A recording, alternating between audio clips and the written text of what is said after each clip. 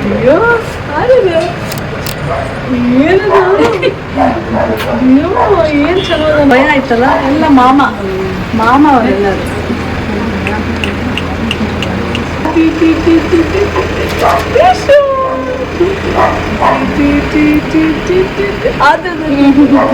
ಇವರು ದೊಡ್ಡ ಮನುಷ್ಯ ಆಗ್ಬೇಕು ಅಲ್ಲ ಮಗ ಯಾರು ಬಂದಿರೋದು ನೀನು ನೋಡಕ್ಕೆ ಯಾರು ಸರ್ ಎಷ್ಟು ಇದ್ದಾನೆ ನೋಡಿವ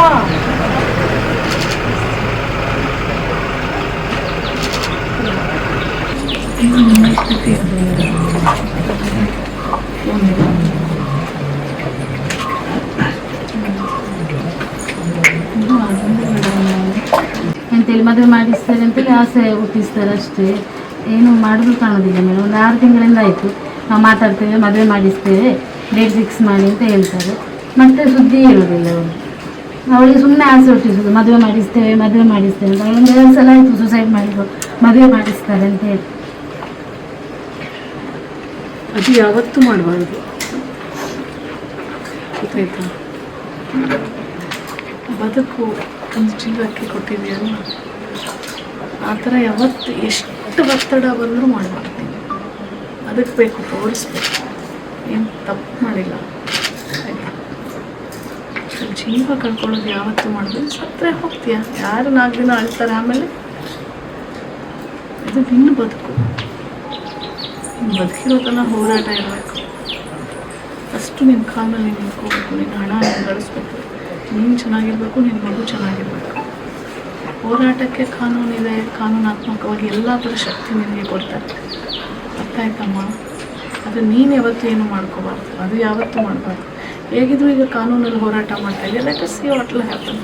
ಈ ಕಾನೂನಲ್ಲಿ ನೀವು ಅವ್ರು ಇರೋದ್ರಿಂದನೂ ನಾವು ಏನು ಮಾತಾಡ್ಲಿಕ್ಕೆ ಬರೋದಿಲ್ಲ.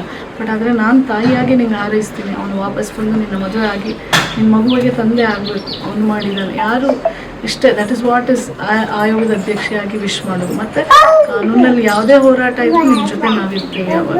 ಓಕೆ, ನನ್ನ ಮಗ ಮನಸ್ಸಿಗೆ ಗೆದ್ದ ನನಗೆ. ತಪ್ಪು ಮಾಡಿದವರು ರಾಜರೋಷವಾಗಿ ತಿರುಗುತ್ತಾ ಇದ್ದಾರೆ, ನಾವಿಲ್ಲಿ ಇವಳು 4 ಗೋಡೆ ಮಧ್ಯೆ ಕೂತು ಹಾಗೆ ನೀವು ಅನ್ಕೋಬೇಕು. ಅಲ್ಲ ಹಿಂಸೆ ಅವಳು ಅನುಭವಿಸೋದು ಅವಶ್ಯ. ಅವನು ಎಲ್ಲ ಹಿಂಸೆನ ಮರೆಸ್ತಾನೆ. ನೀವು ಹಾಗೆ ಅವಳ ಮುಂದೆ ನೀವು ಹಾಗೆ ಮಾತಾಡಬಾರ್ದು, ಆಯ್ತಾ? ರಾಜರೋಷವಾಗಿ ತಿರುಗಾಡ್ಲಿಕ್ಕೆ ಆಗುದಿಲ್ಲ ತಾಯಿ. ಕಾನೂನು ಮುಂದೆ ಎಲ್ಲರೂ ಎಂಥ ಮಹಾರಾಜನೂ ತಲೆ ಬಗ್ಗಿಸ್ಬೇಕು, ಅಂಥ ಕಾಲದಲ್ಲಿ ನಾವಿದ್ದೀವಿ. ಅವ್ರಿಗೂ ಗೊತ್ತಿರುತ್ತೆ ಅದು ಏನು ಅಂತ. ಸೊ ತಲೆ ಕೆಡಿಸ್ಕೋಬೇಡಿ. ಕಾನೂನು ತಂದೆ ಆದಂಥ ರೀತಿಯಲ್ಲಿ ಯಾರೇ ತಪ್ಪಿತಸ್ಥರಾದ್ರೂ ಶಿಕ್ಷೆ ಕೊಟ್ಟೇ ಕೊಡುತ್ತೆ, ಆಯ್ತವ? ನೀವು ಮಗು ಮುಂದೆ, ಮಗಳ ಮುಂದೆ ಅದೆಲ್ಲ ಮಾತಾಡಬೇಡಿ.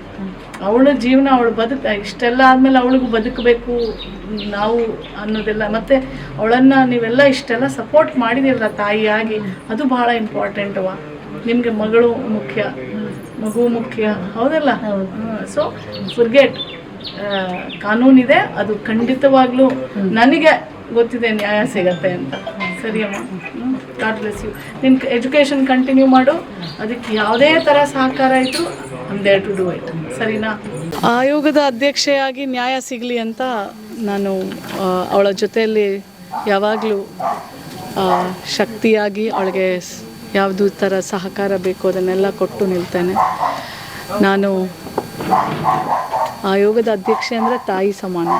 ಮಹಿಳಾ ಆಯೋಗ ಅಂದರೆ ಯಾರೇ ಸಂತ್ರಸ್ತೆ ಬಂದರೂ ತಾಯಿಯಾಗಿ ಅವಳನ್ನು ನಾವು ಅವಳಿಗೆ ಶಕ್ತಿ ತುಂಬಬೇಕು. ಸೊ ಹಾಗಾಗಿ ಅವಳು ನನ್ನ ಮಗಳಾಗಿ ಅವಳಿಗೆ ನ್ಯಾಯ ಸಿಗಲಿ ಅನ್ನೋದು ನನ್ನ ಅಪೇಕ್ಷೆ. ಮತ್ತು ಅವಳ ಮುಂದಿನ ಭವಿಷ್ಯಕ್ಕೂ ಸಹ ಅವಳ ಮುಂದೆ ಎಜುಕೇಷನ್ ಪರ್ಸ್ಯೂ ಮಾಡಲಿಕ್ಕಾಗಲಿ ಎಲ್ಲದಕ್ಕೂ ಸಹಕಾರ ಮತ್ತು ಶಕ್ತಿಯನ್ನು ಅವಳಿಗೆ ತುಂಬ್ತೇನೆ ಅಂತ ಹೇಳಿದ್ದೀನಿ. ಮತ್ತು ಕಾನೂನಲ್ಲಿ ಇಬ್ಬರು ಆಲ್ರೆಡಿ ಹೋರಾಟ ಮಾಡ್ತಾ ಇರೋದ್ರಿಂದ ಅದ್ರ ಬಗ್ಗೆ ಕಮೆಂಟ್ ಮಾಡೋದು ಬೇಡ. ಕಾನೂನಲ್ಲಿ ನ್ಯಾಯ ಸಿಗತ್ತೆ ಅನ್ನೋ ನನಗೆ ಸಂಪೂರ್ಣ ಭರವಸೆ ಇದೆ. ಕಾನೂನು ಹೋರಾಟಕ್ಕೆ ಬೆಂಬಲ ನಡೀತಾ ಇದೆಯಲ್ಲ, ಇನ್ನು ಬೆಂಬಲ ಏನಿದೆ? ಕಾನೂನು ಪ್ರಕಾರ ಹೋರಾಟ ನಡೀತಾ ಇದೆ. 100% ಆಯೋಗ ಅಂದರೆ ಕಮಿಷನ್ ಅಂದರೆ ಕಾನೂನಿನ ಒಂದು ಅಂಗ. ಸೊ ಕಾನೂನು ಪ್ರಕಾರ ಹೋರಾಟ ಮಾಡ್ತಾ ಇರೋ ಮಗಳಿಗೆ ಖಂಡಿತವಾಗ್ಲೂ ನಾವು ಅವಳ ಪರ ಇರ್ತೇವೆ.